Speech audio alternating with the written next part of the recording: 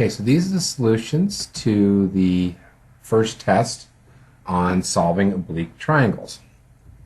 So we're going to look at problems 1 and 2 first. So these ones are just going to be kind of basically using the formulas. Now, we have different kinds of cases that we're given. You may be given side, side, side, side angle, side,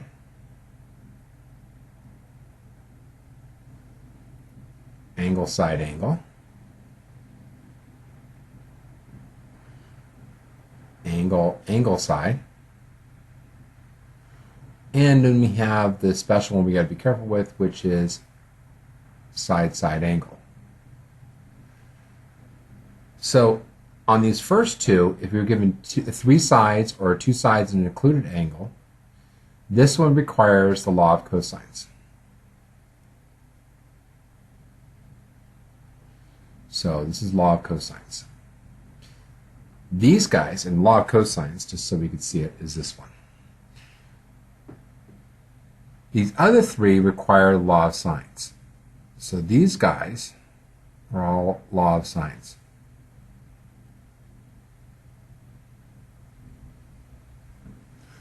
Now, this one right here, the side-side angle, this is kind of being aware that we can get two triangles. So if you use law of sines to find a missing angle, we try to find the smallest possible angle. Okay, so let's take a look at the first case. We are given side, angle, side. This is law of cosines. If you see the structure of this, it is c squared equals a squared plus b squared minus 2ab cosine of c. What this means, little c is opposite big C. Well, little c represents side C. Big C represents angle C. They're opposite each other.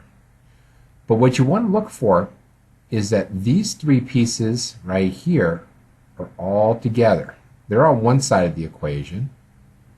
The x is by itself. So when I plug into the formula, we have x squared is equal to 7 squared plus 12 squared minus 2 times 7 times 12 times the cosine of the angle between them, which is 33. When you're finding that missing side, you could punch all of this stuff right here straight into your calculator. When I do that, I get 52.103. We take the square root. That gives us 7.218. You're fine with this answer right here. We could say in centimeters, and then write that in units. But I did say at least have your answers accurate to one decimal spot. So if you wrote 7.2, I'm okay with that. Again, I should specify centimeters because I have units on this one. Well, let's look at this next one. We have an angle. Then we have a side here. And then we don't have another angle here, so it's not angle, side, angle. We have a side here. We don't know that angle. We have another side. We do know this angle. This is side, side angle. Now, this is where I have to be careful. I've got to make sure that I'm not finding the biggest angle. Since I already know this angle is 112, I know I'm safe. So there's only one triangle that's going to be on this one. But when I use the law of sines, the sine of an angle divided by its opposite side equals the sine of a different angle over its opposite side. Well, I've got sine of 112 over 25, but I don't know what x is and I don't know what this side is. But I could figure out what this angle is over here. So I'm just going to call this y, and then we're going to figure out what this opposite, we're going to figure out what y is using this angle and then this side. So it's sine of 112 over its opposite side equals the sine of y over its opposite side. Cross multiply, divide by 25. When you calculate this all out in your calculator, you get 0.5563. And then whenever I want to find an angle, that's when you have to use inverse. So do inverse sine of 0.5563, and we get 33.8. But that's not my answer here. This angle is 33.8. I need to find out what x is. Well, we just use the sum of the angles in a triangle. So I know that 180 is going to equal 33.8 plus 112 plus x. Solving for x, I get 34.2. Okay, then go on to question number 3. Now, if you ever get stuck on one of these and you want to pause it, rewind it, it's always a good idea too. The other formula we have is the area formula. Now, for the area formula, what you really need is to get side, angle, side. If I get side, angle, side, I can use the area formula. So we're told the area of this triangle is 850 meters squared. So I have a side here, I've got an angle. I don't know what this side is, but I could figure it out since I know what the area is, because I'd have side, angle, side. So using that information, again, area is equal to 1/2 these two sides. Notice that this letter is different than these two. That tells you it's side, angle, side. If it was the same, then we'd have like a side, side, angle kind of a situation, or side, angle, side. Or I mean a side, angle, or some kind of other thing. But I'm going to call this side J. And now I have 1/2 48 times J times the sine of 100 is going to equal my area, which is 850. So simplifying this, I've got 24 times the sine of 100 times J equals 850. Calculate this out. We're going to divide 850 by 24 sine of 100. You get 35.963. So that side is almost about 36, but it's not bad to carry out your answers a little bit further because they're preliminary. So if I round it to 36, it could throw off my final answer. So carry preliminary answers a little bit further. You know, either 2 or 3 decimal, probably 3 decimal places is always a good idea. Okay, well now, because I know that this side over here is going to be 35.963, well, now I've got side, angle, side. When we have side, angle, side, we can use law of cosines. And again, this is punching it straight into the calculator. 48 squared plus 35.963 squared minus 2 times 48 times 35.963 cosine of 100. Calculate it straight out, and then take the square root. We get x is equal to 64.783. We're working in meters, so my answer is meters. Now, if you wanted to round it to 64.8, that's fine. I will tell you that in AP Calculus, all the answers are gone. They take them out to 3 decimal places. So a lot of my answers will go out 3 decimal places just out of habit. Now, I didn't realize this on the test, but I had no problem 4. So this is actually problem 5. So we're going to find and solve triangle TAP. So whenever you're solving a triangle, you need to draw the triangle. Because if you don't draw the triangle, you get totally lost of where you are. So I'm just going to draw any kind of triangle. I don't care if it's accurate. It doesn't really matter. I mean, you can try to make it accurate if you want to, but it doesn't matter. We just got to get our labels in. So I'm going to label out my sides, TAP. Now I'm going to fill in for my information. Well, angle T I know is 29. Angle A is 48. And then side P, which is opposite angle P, is 60. So I filled in my information.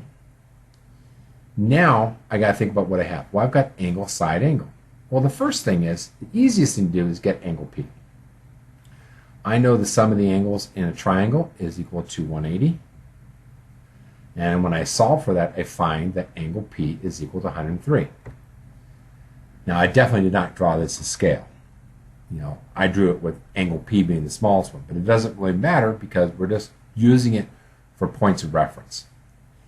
Okay, now, anytime you're given 2 angles on a side, to find the missing sides, law of sines. That's a big thing. You got 2 angles, use the law of sines. If you have at least 2 sides, try law of cosines.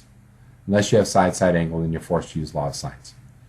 But 3 sides or side, angle, side, that's law of cosines. Anytime you have 2 angles, find the missing angle, then use the law of sines. So again, sine of 103 over 60 is going to equal sine of 48 over its opposite side, which is little a. Cross multiply. I'm going to divide both sides by sine of 103. Punch this in your calculator, and we have side A is 45.762. So that makes this side 45.762. And if you said 45.8, that's fine. Now I'm going to find angle T. The best bet, I could use this angle, but this is an approximation, so I'm best to use the one I already know. So I'm going to do sine of 103 over 60 is equal to sine of 29 over little t. Cross multiply, divide by sine of 103, and we get 29.854. So now I've got my triangle solved because I was already given these other ones, so there's going to be 3 pieces to find, and these are the 3 pieces. Okay, problem 6. So this is an example of where side-side angle comes in and you have to be worried. The reason why we have to be worried with side-side angle is because we can get potentially 2 triangles. So what happens here, because I got this side, and this angle. That side could flip around into 2 different positions and still have all the information as being the same. So what we're going to do is we want to figure out, use this information to figure out what is the area of the shaded part. Well, I know my formula for area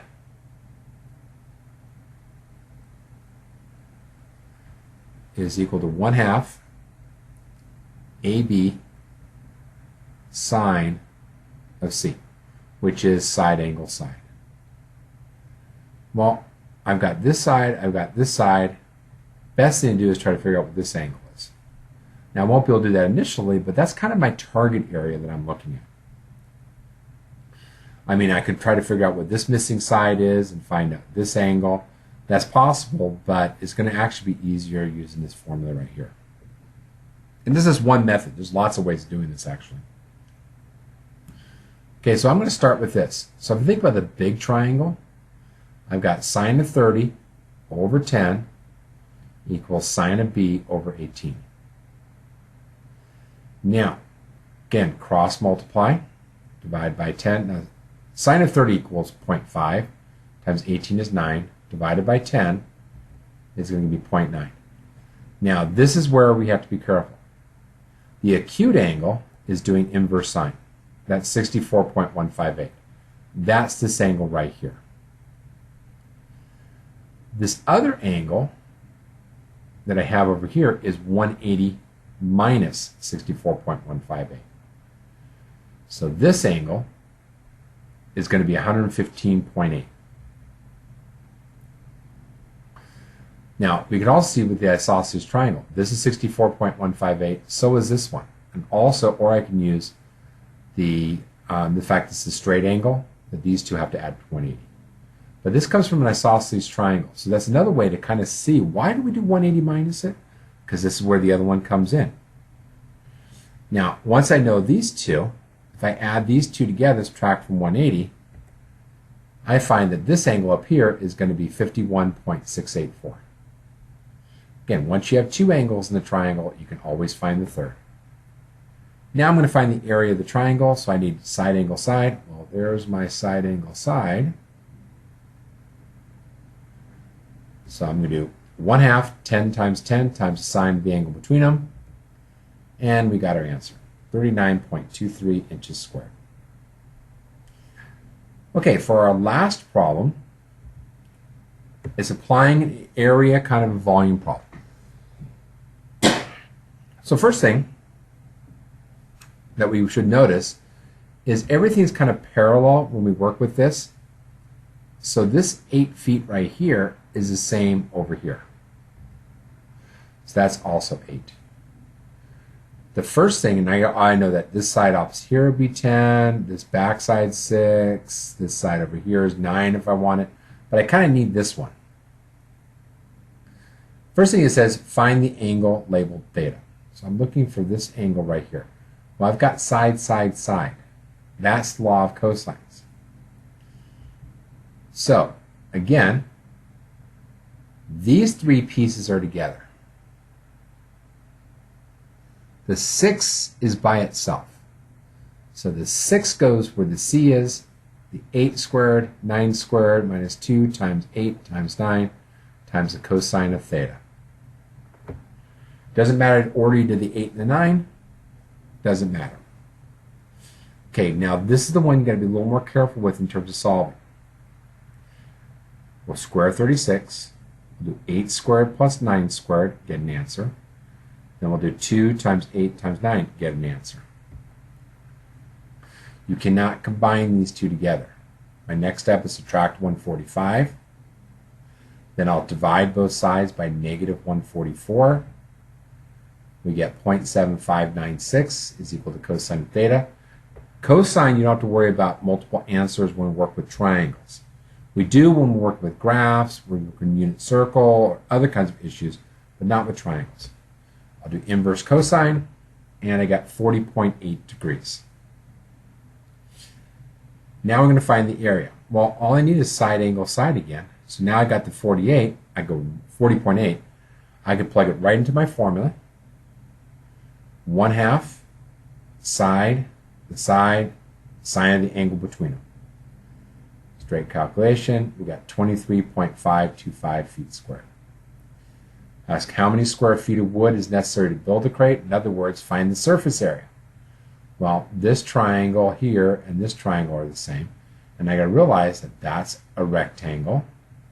This opposite side over here is a rectangle. And the base is a rectangle. So I got two of these areas. Then I've got a rectangle that's 8 by 10. That's this side right here. Then I got the bottom, which is 9 times 10. Then I've got this side over here, which is 6 times 10. Add them together, and I get about 277 feet squared. It's actually more like, I think, 277.5, or close to that point, right around there. But it's around 277. Okay, 277.05 is actually what it is. Now I want to find the volume. Now for volume, when you're working with it with any kind of prism, be ready for this. It is going to be the side that's the same all the way through as if we're stacking them. We're stacking these on their side. So imagine me stacking 10 of these triangles going down.